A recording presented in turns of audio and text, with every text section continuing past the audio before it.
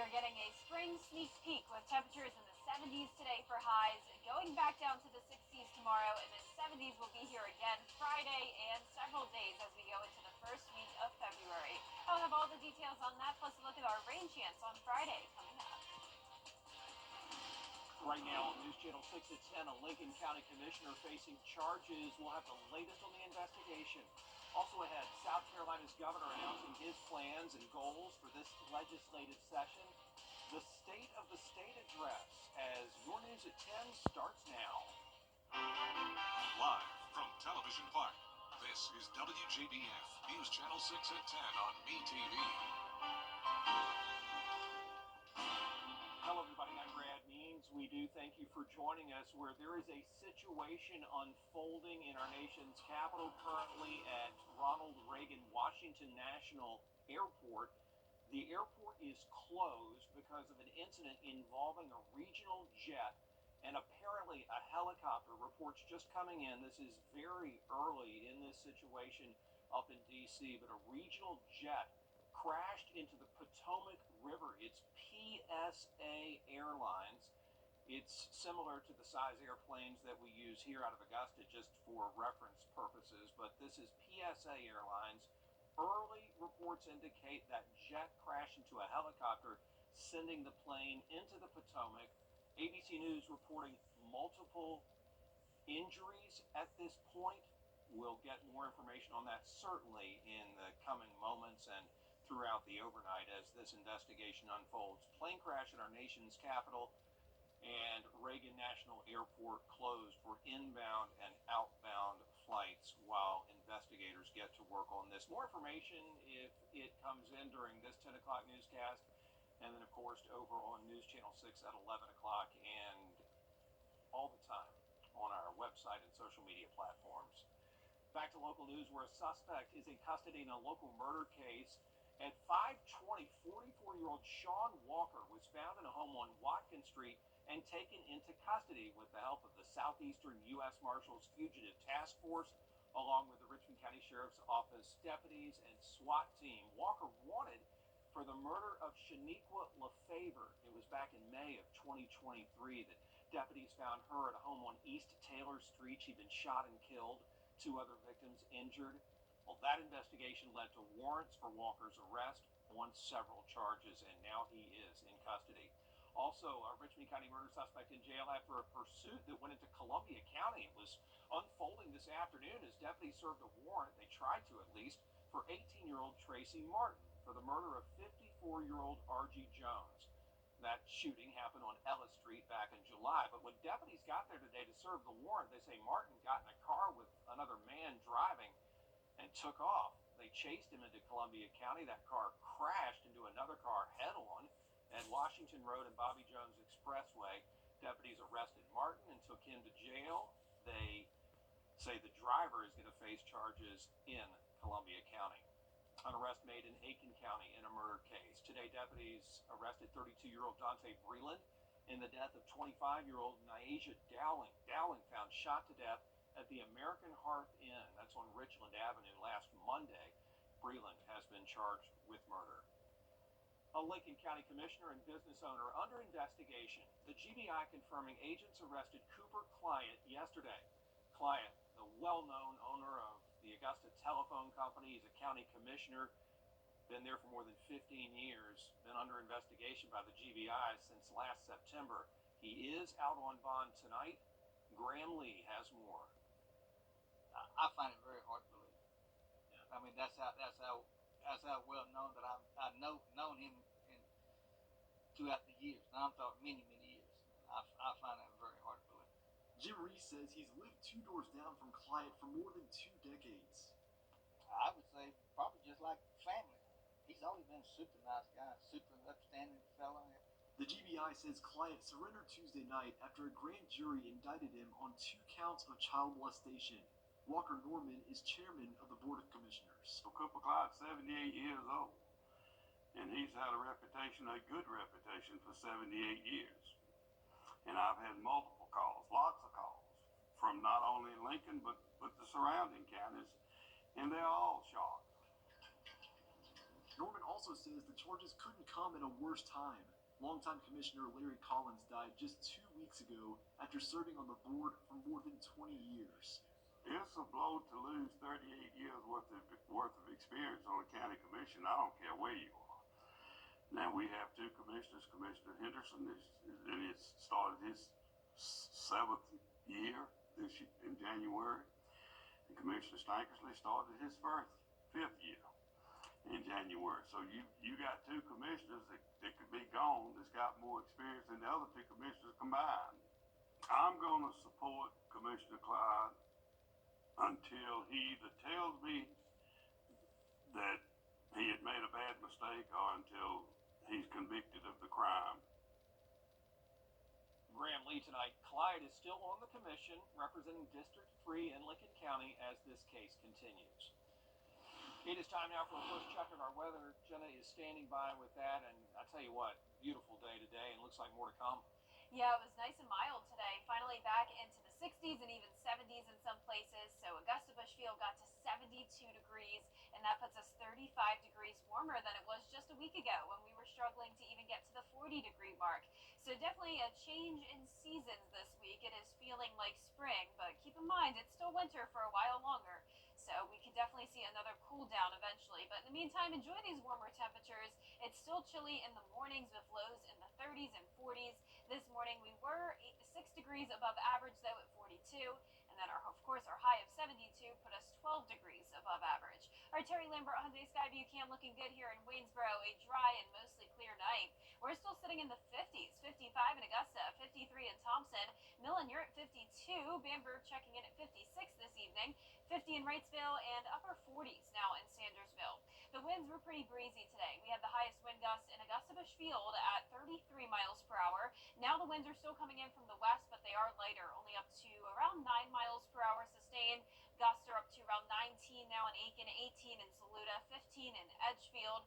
And as for our satellite and radar, you can see some clouds trying to move in and definitely more cloud cover out towards the west of us. High pressure keeping us dry for now, but we are watching this rain associated with a warm front out to the west of us. So that warm front will lift to our north, and that'll warm us up even more as we go into Friday. But in the meantime, tomorrow morning, you'll still want those jackets with you as we'll be going down to around 38 degrees at 7 a.m. Coming up, I'll have a look at the warm up as we go into the month of February and that rain chance Friday. So stay with us. But back to you, Brad. Jenna, thanks. South Carolina's governor delivering his State of the State address. Henry McMaster talking about a lot of things tonight, including the importance of moving energy production from natural gas to nuclear power because of the rapid population growth in the Palmetto State. Also pushing to give $100 million to the Department of Transportation to fix roads and bridges damaged in the hurricane. And he talked about paying teachers more. I propose that we begin raising the minimum starting teacher salary as much as possible each year with a goal of raising it to at least $50,000 by 2026. Today, the minimum starting salary in South Carolina is $47,000, and the average teacher salary now exceeds the Southeastern average. As progress, this represents an increase of 56.1% in 8 years in teacher pay. The governor's address coming the same day he becomes the longest serving governor in the Palmetto State, just shy of 3,000 days. And the oldest governor in state history. That covers 249 years. The South Carolina treasurer defending his actions to a House committee today on some mystery money amid calls for his resignation. On January 15th, an accounting firm released a report that says $1.8 billion that was on the books never fully existed. During questioning today, Treasurer Curtis Loftus said, look, he's not the state's accountant, he's the banker. Loftus says this is a political witch hunt and says all the money is there. Everybody says, what money is missing? Where did it go? Who got it? And when they find out none of that happened, that this is an accounting entry, they're outraged. We are spending millions of taxpayer dollars to address a problem that could have been raised by you or your office years ago. And so when those voters went back to the ballot box to elect you for a fourth time, they didn't know. Loftus says his office has been trying to reach the independent auditors for a private briefing, but has not gotten a response. In Aiken tonight, the last of 4 meetings on the comprehensive plan hosted by the Aiken County Planning Commission. People got to give their express their concerns on housing, transportation, and natural resources. This is the plan that will help guide the county for the next 10 years. The information we've received, the comments that we've received from the public will be provided to the county's planning commission. They'll use that as a part of their planning process as they formulate the 10-year plan. If you want to check out that plan, we can link you to it at WJBF.com. And even though we have warmer temperatures in the afternoons, it is still chilly at night, but we are going all the way up to the 70s again on Friday, a rainy and windy day, but the weekend looks great. I will have that full Viper 6 forecast right after this break. Cancer prevention and early. Now, your most accurate forecast with WJBF Live Viper 6. Welcome back. I hope you had a wonderful day. It was another beautiful day with lots of sunshine and very comfortable temperatures. And right now on our Terry Lambert Hyundai Skyview cam from SRP Park looking into Augusta, we do have clear skies and dry conditions. Sitting at 55 degrees, west wind of 7 miles per hour. Visibility looks good, dew point of 31. And around the CSRA, we're seeing anywhere from around 52 degrees in Barnwell and Millen, 50 in Sandersville, up to 56 in Evans. That's about as warm as it gets this evening, but overall these temperatures are looking much more mild than they were last week when we had lows in the 20s and even the teens. Now, as for our satellite and radar, we do have more and more clouds moving in. So tomorrow morning you'll notice some cloud cover, but we're not expecting any rain until Friday. The rain is over towards the west in Mississippi all along this warm front. So some thunderstorms here as well between Oklahoma City and Dallas. This warm front will lift to the north of us, and that will really bring us some even warmer temperatures by Friday. But in the meantime, tomorrow is actually going to be a few degrees cooler. We'll be going up to 50 at 10 a.m., mid-60s around 2 to 5 p.m. Overall, topping off with a high of 67 tomorrow, but then up a few degrees to 74 on Friday, back down to the upper 60s Saturday, Sunday, and then back up again to 74 Monday and Tuesday. So it's just a battle of going back and forth between those 60s and 70s, but no crazy temperature swings by any means. And when it comes to that rain, notice Thursday at 6 a.m., so tomorrow morning, we will see the cloud cover. Winds coming in from the north briefly, so bringing us a little bit of that cool down tomorrow. But then our winds will shift to the south, and that's because of the warm front going to the north of us. And then as this cold front approaches from the west, we'll have that strong southerly wind that'll warm us up. We'll still have some sunshine Friday morning, but then clouds and rain late Friday afternoon into the evening hours. So I would suggest some indoor plans for Friday afternoon and evening. There could be some rumbles of thunder, a little bit of lightning as well. We will have a lot of ingredients in place for some of these thunderstorms to pop, but overall this front will be weakening by the time it approaches us. So right now we are not under a risk of severe weather, so that's always good to see. Now Friday at 2 p.m. we're starting out dry, and then you can see a few showers into our northern counties. Some heavier pockets of rain are going to be possible here and there, and I do think this model run is a little bit underdone, so I'm expecting a bit more widespread rain than this, and some heavier downpours at times. So overall, around 1/4 of an inch of rain, maybe 1/2 of an inch with some of those heavier downpours, and the winds will be gusting up to around 30, maybe 35 miles per hour throughout the day on Friday, and then they'll settle down as soon as that cold front clears. That's in a forecast showing us going back to sunshine Saturday and Sunday, 74 and sunny Monday and Tuesday. Partly cloudy with isolated showers possible late next week as temperatures cool down just a tad. And we'll be right back. News Nation is redefining news. Proceeds benefit Gap Ministries in Augusta.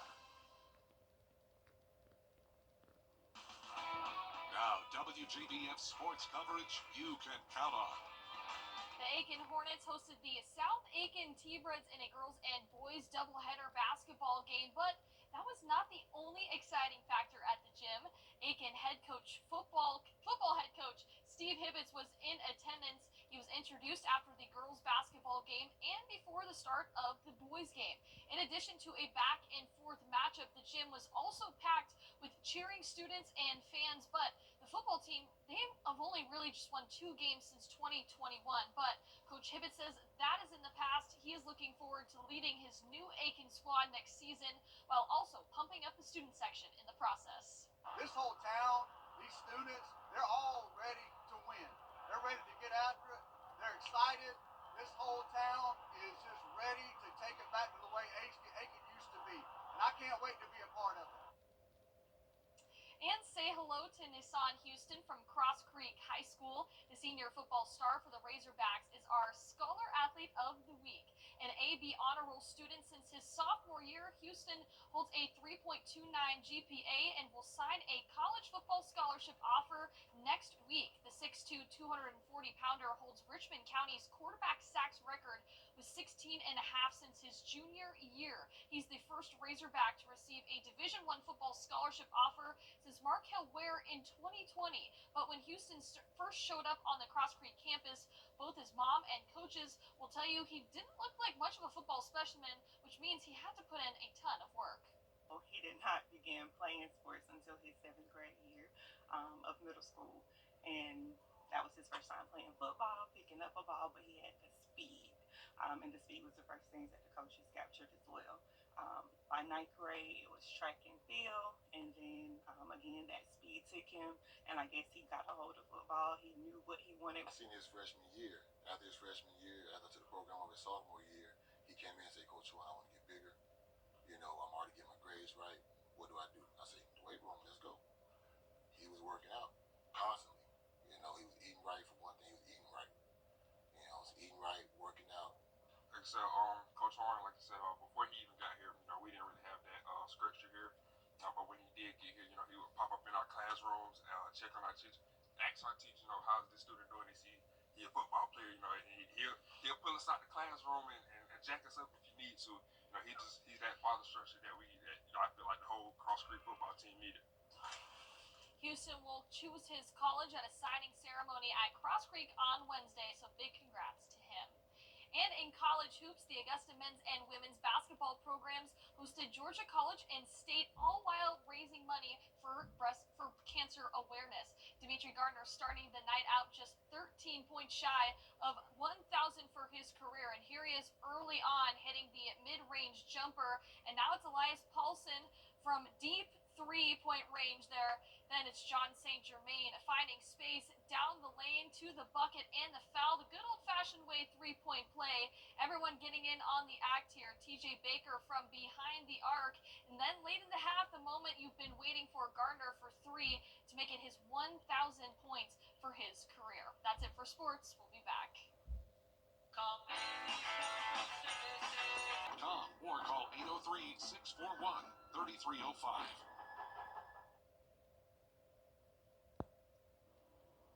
Welcome back, everybody. Last but not least, celebrating the Year of the Snake. Lunar New Year festivities kicking off today. And it all started with a cultural festival in Chinatown. And here is Marvin Scott, who takes us into the firecracking event. The colorful lion dance is one of the most recognizable traditions designed to chase off evil spirits as the Chinese community ushers in its Lunar New Year. Thousands of people took advantage of the warmer temperatures to join this celebration of the Year of the Snake in Chinatown. Fireworks and firecrackers traditionally are a popular part of the 15-day celebration. In Chinese mythology, snakes are not seen as evil and feared as they are in Western cultures. The year of the snake brings good luck, health, and prosperity. Okay? It's a good luck symbol. The sounds, the colors, the fireworks, all heightening the spirit of the throngs of people joining the festivities. Because it's Chinese New Year and the weather, wonderful. So many colors. I love to come to Chinatown. People are so nice. Many were seen wearing the color red, a color that signifies good fortune in Chinese culture, including these adorable 7-year-old twin sisters dressed in their holiday attire. What a pretty outfit you're wearing. And I'm wearing high heels. I like the glasses because it has some lights, and I can wear it like this. And it was a happy holiday for kids throughout the state who got the day off from school thanks to Assemblywoman Grace Lee, who got the legislature to approve her bill to make the lunar holiday a state holiday. It's an incredible special New Year for me, for my family, for so many families across New York State to feel like we matter, we belong here, and we are New Yorkers. And it's a state holiday. We all get the day off. Beautiful celebration for sure. Yeah. And beautiful weather for it. Yes. Yeah, it's beautiful out there. And I'm glad they got a day off because, know, in like New Orleans and Mobile, they get days off from Mardi Gras. So, Right, why not? So you know. Lunar New Year, same thing. There you go. Well, our forecast is showing beautiful weather here in town as well. We're going to have a mix of sun and clouds tomorrow. We'll see temperatures in the upper 30s to start our day, upper 60s in the afternoon. We're warming up even more to 74 on Friday, 74 again next Monday and Tuesday. We will have rain and a few storms on Friday afternoon and evening, but back to sunshine this weekend and sunshine early next week as well. All right, Jenna, Gianna, thank you all for being here. Thank you all for watching. More coverage of that plane crash up in our nation's capital on News Channel 6 at 11. Please join us. And Hogan's Heroes is next here on WTV.